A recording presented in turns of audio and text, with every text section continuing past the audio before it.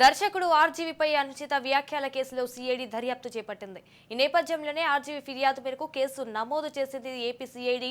Crime number 22 2023 under section IPC 153A 505(2) సెక్షన్ల కింద కేసులు నమోదు చేశారు.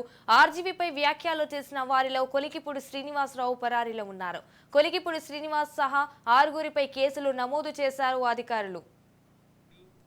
దర్శకుడు ఆర్జీవీపై అనుచిత వ్యాఖ్యల కేసులో సిఐడి దర్యాప్తు చేపట్టింది. ఈ నేపథ్యంలోనే ఆర్జీవీ ఫిర్యాదు మేరకు కేసు నమోదు చేసింది ఏపీ సిఐడి.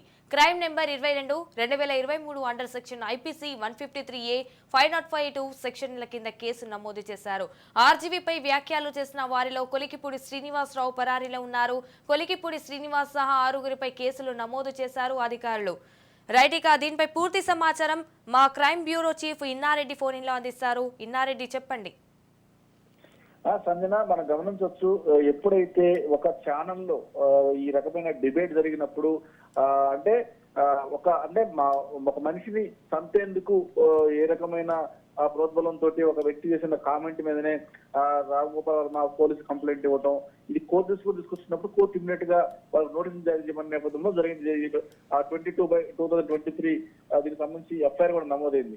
సో నమోదైన తర్వాత దీంట్లో ప్రధాన మనం గమనిస్తే ఒక వ్యక్తిని తలనరికి తీసుకుందా అని చెప్పేంత ఒక దారుణమైన భాషను ఆయన ఉపయోగించడం, దానికి ప్రతిస్పందిస్తూ కూడా కొన్ని కామెంట్లు రావడం, అంటే హత్యకు ప్రొవోకేట్ చేశారు అని చెప్పిన నేపథ్యంలో ఈ కేసు నమోదైంది. దీనికి సంబంధించి ఆ ఛానల్ యాంకర్ శ్రీనివాసరావు సంబంధించి కూడా సాంబశివరావు సంబంధించి కూడా, అంటే ఏదైనా ఒక వ్యక్తి అసభ్యకర పదాలతో ఏదైనా మాట్లాడినప్పుడు కానీ తర్వాత కొన్ని గోడని పదాలు ఏమవుతున్నా వాటిని మాట్లాడుతున్నప్పుడు కూడా ఆయన మీరు ఈ మాట అనకూడదు, మీరు ఈ మాట అనకూడదు అని చెప్పి అంటున్నారు. కానీ దాన్ని కట్ చేయడానికి ప్రయత్నం చేయాలి, అంటే మైక్ కట్ చేయడానికి ప్రయత్నం చేయకుండా అది అలానే ఏర్లోకి వెళ్ళిపోవడం, అది చాలా మందికి కొత్త ఆలోచన. అంటే రాంగోపాల్ వర్మ ఈ రకంగా వ్యతిరేకంగా చూస్తున్నారు కాబట్టి సినిమా అతన్ని చంపేస్తేనే చంపాలి అని చెప్పి అన్న ఆయన ఇంటెన్షన్ ఏమైతే ఉందో అది డిబేట్ లో ఇంటర్నల్ గా జరిగిన డిబేట్ లో ఇంటెన్షన్ గా వచ్చింది.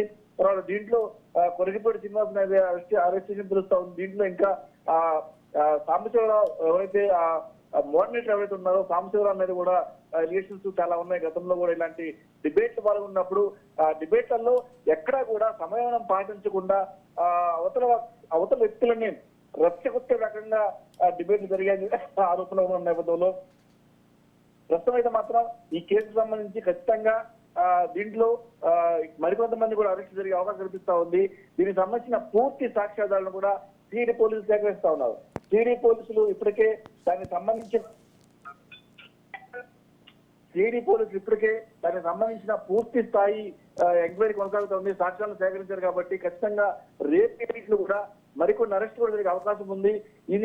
దీన్ని ప్రోత్సహించారన్న కారణంగా కావచ్చు, తెలియజేసిన కారణం కావచ్చు, మరి ఇప్పటికే నోటీసులు జారీ చేశారు కాబట్టి నోటీసులు జారీ చేసిన తర్వాత వాళ్ళు ఇచ్చిన సమాచారాన్ని బట్టి, వాళ్ళు ఇచ్చిన సమాధానాన్ని బట్టి ఫర్దర్ యాక్షన్ అవకాశం కనిపిస్తా ఉంది. Sanjana, right, thank you for the updates Inna Reddy.